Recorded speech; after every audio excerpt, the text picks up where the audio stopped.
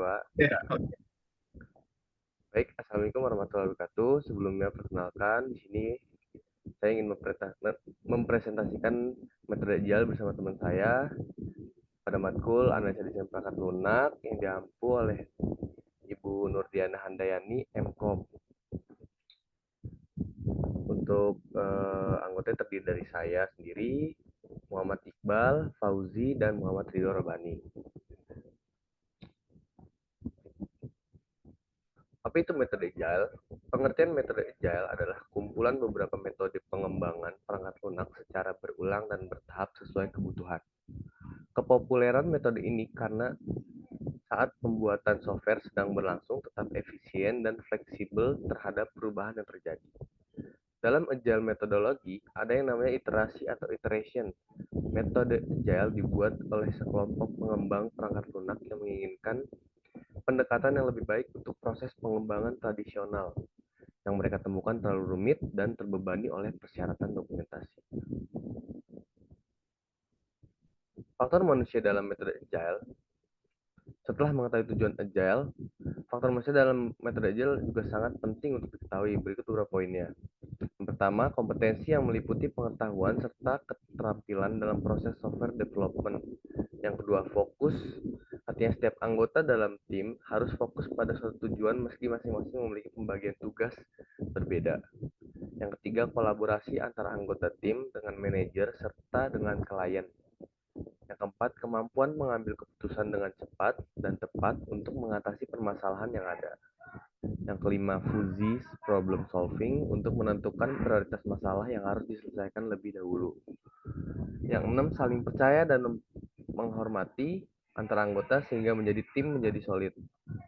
Yang ketujuh dan yang terakhir, manajemen diri pada setiap anggota tim untuk menyelesaikan proyek, mengatur proses pengembangan sesuai dengan lingkungan, serta disiplin menyerahkan hasil sesuai dengan jadwal ditentukan.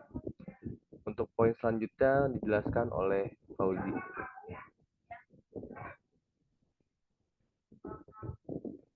baik. Terima kasih, Jul. Saya lanjut. Tujuan metode agile adalah untuk menciptakan perangkat lunak berharga produksi minimal sambil menjaga kualitas produk sebagai prioritas. Tujuan utama metode agile ini adalah untuk menciptakan perangkat lunak berharga dengan biaya produksi minimal sambil menjaga kualitas produk sebagai prioritas. Oke, di sini ada tujuan untuk metode agile. Pertama itu ada high value dan game app system. Jadi tujuan ini adalah untuk menghasilkan sebuah software yang mempunyai nilai jual tinggi. Lalu yang kedua ada iteratif, incremental, dan evolutionary, yaitu metode untuk pengembangan software yang dijalankan secara iteratif, berulang, serta bisa diubah di tengah jalan bila perlu. Lalu yang ketiga ada cost control dan value driven development, yaitu adalah proses software development bisa disesuaikan dengan kebutuhan user atau pengguna. Lalu yang keempat ada political friction, merupakan menggunakan biaya seminimal mungkin untuk software atau perangkat lunak agar tetap terjaga kualitasnya. Lalu yang kelima ada fleksibel dan risk management. Tujuan fleksibel berkaitan dengan jadwal pertemuan dengan klien yang bisa diatur kapan saja. Nah, dengan begitu fungsi perangkat lunak yang sedang dikembangkan tetap terjaga. Lalu yang keenam ada collaboration, yaitu kolaborasi itu sangat penting untuk dilakukan tim developer untuk membahas feedback dari klien.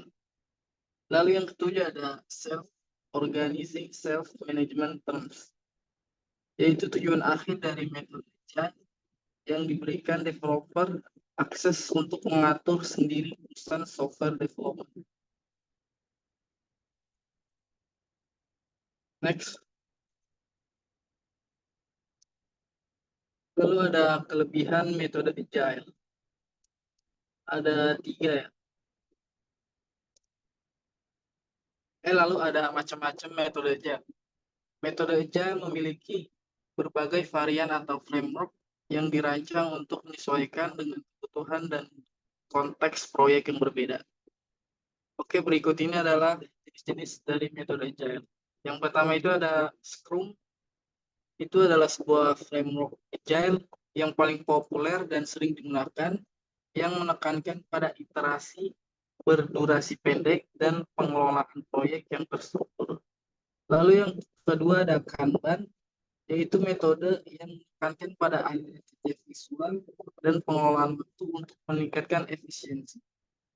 Lalu yang ketiga ada Plan Software Development, untuk menekankan pada pengelolaan hambatan dan peningkatan berkelanjutan untuk menciptakan nilai bagi pelanggan dan efisiensi maksimal. Lalu yang keempat ada Extreme Programming XP. XP adalah metode yang menekankan pada kepuasan pelanggan dan kemampuan untuk beradaptasi terhadap perubahan. Ini juga melibatkan praktik seperti pengkodean berpasangan dan pengembangan berkelanjutan. Lalu selanjutnya ada Feature Driven Development, yaitu fokus pada pengembangan berdasarkan fitur dan membangun sistem dengan pendekatan iteratif dan inkremental. Lalu selanjutnya ada Dynamic System Development Method, adalah metode yang menekankan pada kecepatan pengiriman dan kualitas produk dengan fokus pada kolaborasi antara stakeholder. Lalu selanjutnya ada Scaled Agile Framework, yaitu sebuah kerangka kerja untuk menerapkan prinsip-prinsip agile pada skala organisasi yang lebih besar. Lalu selanjutnya ada Large Scale Scrum, yaitu sebuah framework yang mengadaptasi prinsip-prinsip dan praktik Scrum untuk digunakan dalam proyek skala besar dengan banyak tim. Lalu selanjutnya ada K-Style, adalah metode yang menekankan pada komunikasi dan interaksi antar individu serta adaptasi terhadap kebutuhan proyek. Lalu yang terakhir ada Agile Unified Process, adalah sebuah metode yang bersinergikan dari rasional Unified Process dengan fokus pada simplikitas dan fleksibilitas. Oke, selanjutnya saya serahkan kepada Muhammad Ridho. Persilakan.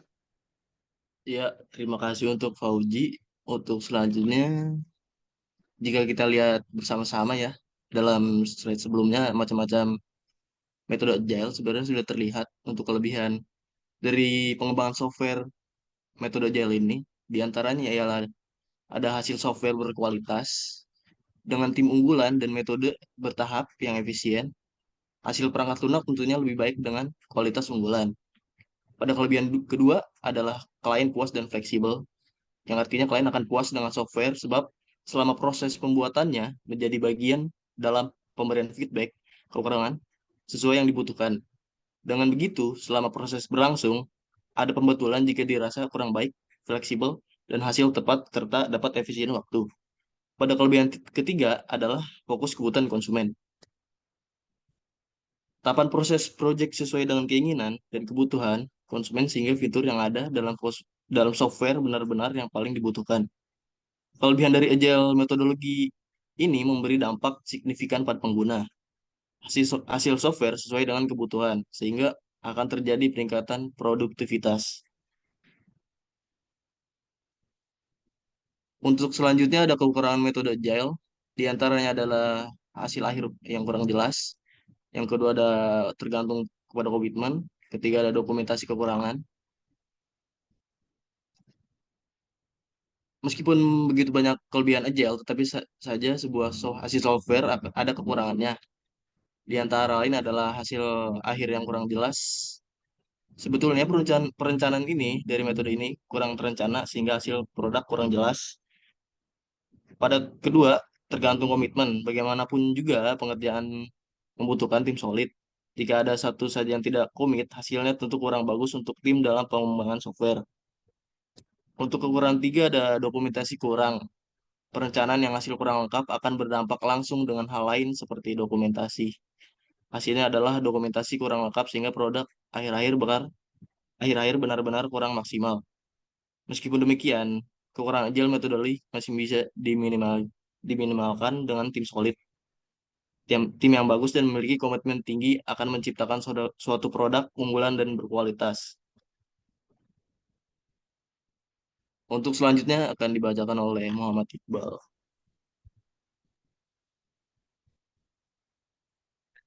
Pada saudara Ridwan Fadli, di sini saya menjelaskan prinsip metode agile. Dalam mengembangkan software menggunakan metode agile, terdapat 12 prinsip utama yang perlu diperhatikan. Prinsip ini dikenal sebagai Agile Manifesto. Berikut ini rinciannya. Dalam mengembangkan software menggunakan metode agile, terdapat 12 prinsip utama yang perlu diperhatikan. Prinsip ini dikenal sebagai Agile Manifesto. Berikut ini rinciannya. Yang pertama ada Agile menempatkan kepuasan pelanggan di urutan teratas selama proses pengembangan perangkat lunak dari awal hingga akhir. Kedua ada Agile selalu terbuka terhadap modifikasi apapun selama fase pengembangan perangkat lunak. Ketiga, perangkat lunak yang dikembangkan dengan metode agile menjalani uji kualitas dalam rentang waktu minimal 2 minggu hingga maksimal 2 bulan. Yang keempat, terdapat sinergi positif antara pengembang dan pemilik proyek sepanjang durasi proyek. Yang kelima ada agile memerlukan keterlibatan individu-individu yang memiliki motivasi tinggi untuk menyelesaikan proyek dengan cara yang efisien dan efektif. Yang kedua ada komunikasi langsung merupakan hal esensial dalam proses pengembangan perangkat lunak agile. Yang ketujuh ada ukuran kemajuan proyek. Agile diukur berdasarkan produksi perangkat lunak yang berkualitas dan berhasil. Yang kedelapan ada metode agile memfasilitasi pengembangan perangkat lunak yang berkelanjutan dengan dukungan dari semua stakeholders seperti pengguna, sponsor, dan pengembang.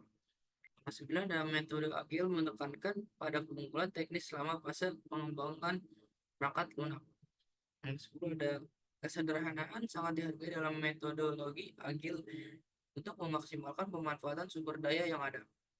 Yang 11 ada manajemen tim dalam proyek agile memiliki peran penting dalam menentukan kebutuhan arsitektural dan perangkat lunak. Dan yang terakhir yang ke-12 itu setiap tim pengembang dalam proyek agile melakukan introspeksi untuk meningkatkan efektivitas kerja dan menciptakan pola kerja yang positif. Next. Kesimpulannya, agile bukan hanya sekedar metodologi, tapi lebih merupakan filosofi yang mengajarkan kita bagaimana beradaptasi dengan perubahan dan terus meningkatkan kemampuan bekerja secara kolaboratif. Dalam dunia bisnis yang dinamis, menerapkan pendekatan agile dapat menjadi pembeda antara maju mengikuti perubahan atau tertinggal. Dengan nilai-nilai dan prinsip yang kuat, agile mendorong organisasi untuk fokus pada pengiriman nilai terus-menerus, respon cepat terhadap umpan balik, dan penciptaan solusi inovatif. Seiring dengan berjalannya waktu, agile bukan hanya tetap relevan, tetapi terus evolusi untuk memenuhi tuntutan lingkungan bisnis yang selalu berubah.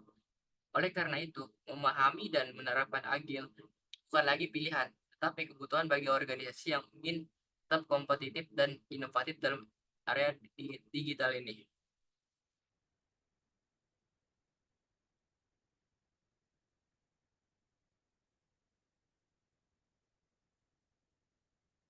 Dan presentasi dari kelompok kami selanjutnya saya akan berikan kepada saudara Zulkarna. Baik, terima kasih saudara Iqbal.